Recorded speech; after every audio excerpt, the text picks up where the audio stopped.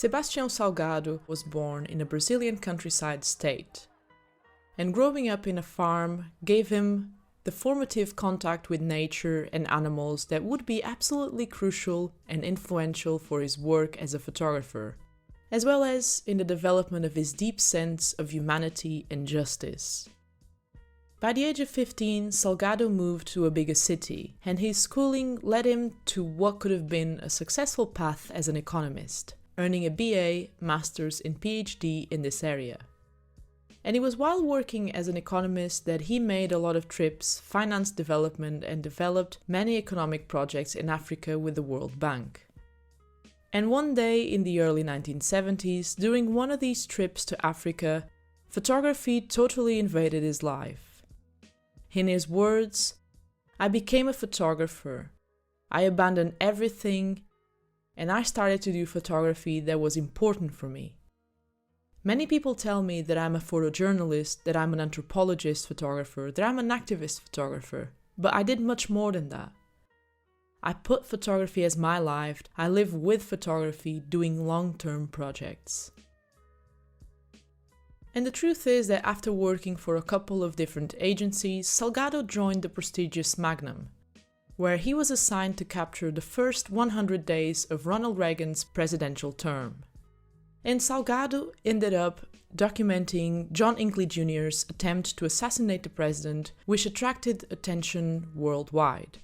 And the sale of these photos allowed him to fund his traveling and personal projects, which became the sole focus of his career.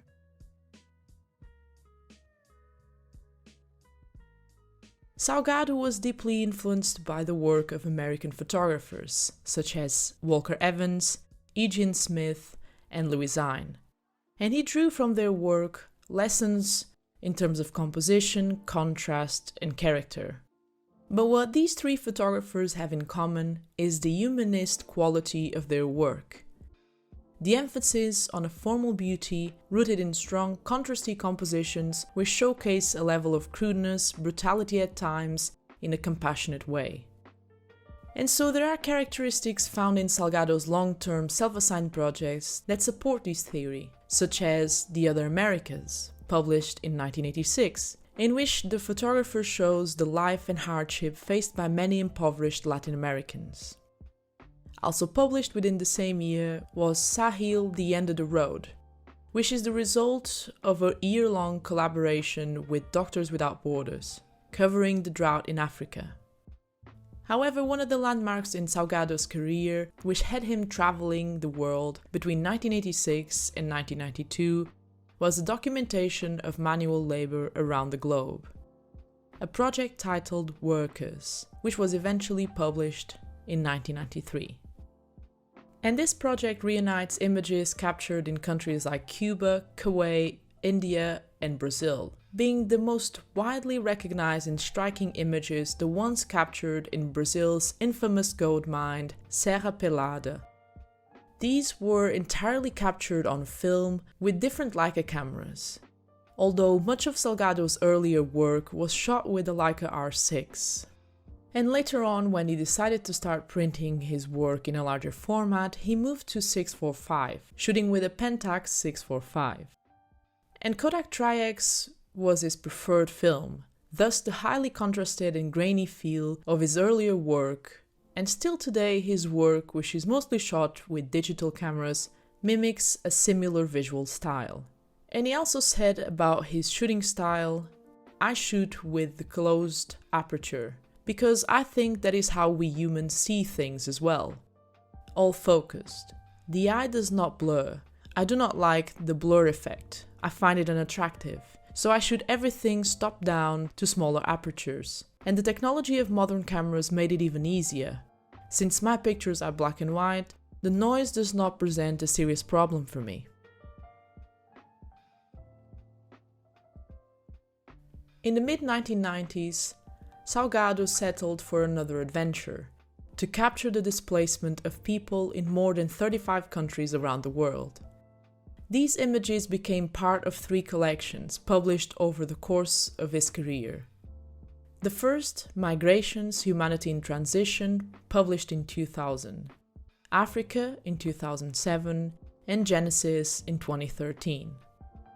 And in a lot of his work, but perhaps particularly with these photos, there's a sense of timelessness, which is also enhanced by the exploration of this never-ending tale of human migration and exodus, which has been at the heart of our existence, the development of our cultures, and ourselves as individuals. This constant movement that has been fueled by climate changes, dreams, survival, war, or famine. And Salgado's first intention was precisely to create art that reflected upon human migratory movements and human existence. However, over the course of 6 years, the work matured and turned into a portrayal of human condition and the capture of pivotal moments in the never-ending migration and exile of humans. It was during this time that Salgado witnessed what he described as total brutality, a sight that had a tremendous effect on his mental and physical health. He became sick, and in his words, this sickness was caused by the realization that mankind had lost his way.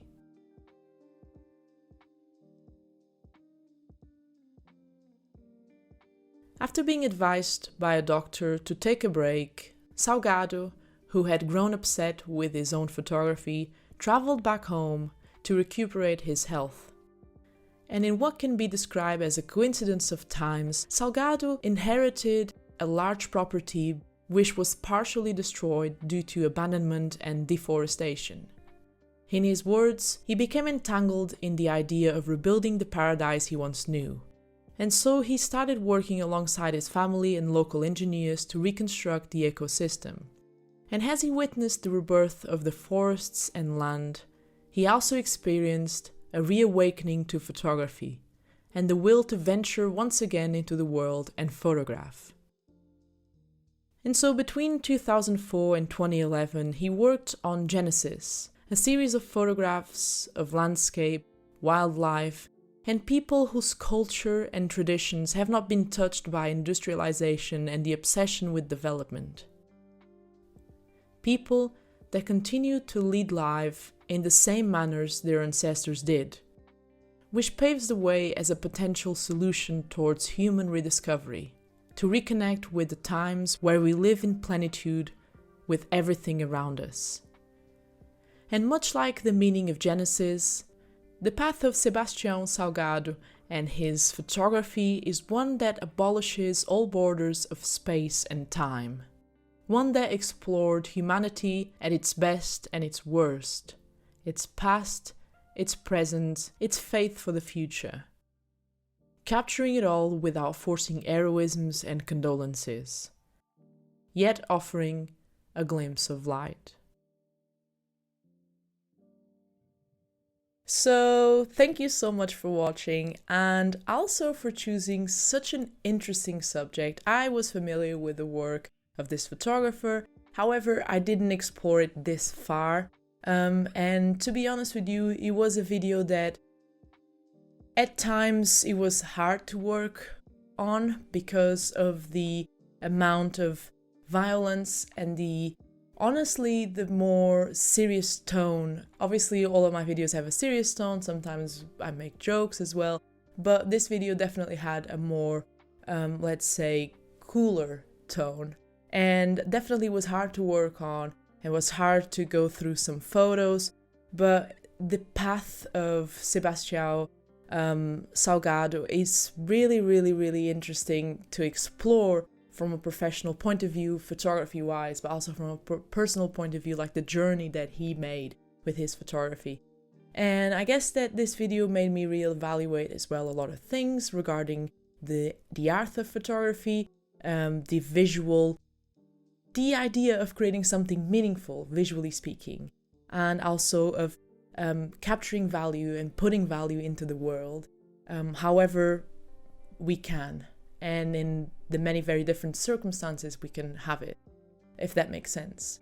And honestly, from a technical point of view as well, Sebastião Salgado, his compositions are really fine detail, and honestly really interesting to look at, something that we can learn a lot from in terms of like lines, shapes, forms, contrasts, balance of the image. So definitely a lot to look for in his work. And if you're wanting to know more about his work, there's going to be links in the description for that, books, more information. Also for a movie, a documentary made about his work, which is titled Salt of the Earth, which was directed by Wim Wenders, who we have featured in the channel before. His photography is also amazing, so I'm going to link that video as well. If you don't know about his photography, then you can find out as well. And yeah, I guess that also stay tuned to my social media, blah blah blah, Instagram, whatever, because probably after this video I'll be putting, probably after this video airs, I'll be selecting 4 options for obviously photographers or video ideas that we can do for next month, and next month's people video choices, whatever we want to call it, however we want to word it. And yeah, I guess that it's been all for today, so I'll say my goodbyes now. So stay safe, keep shooting film, and I'll see you here for another video very soon. Peace.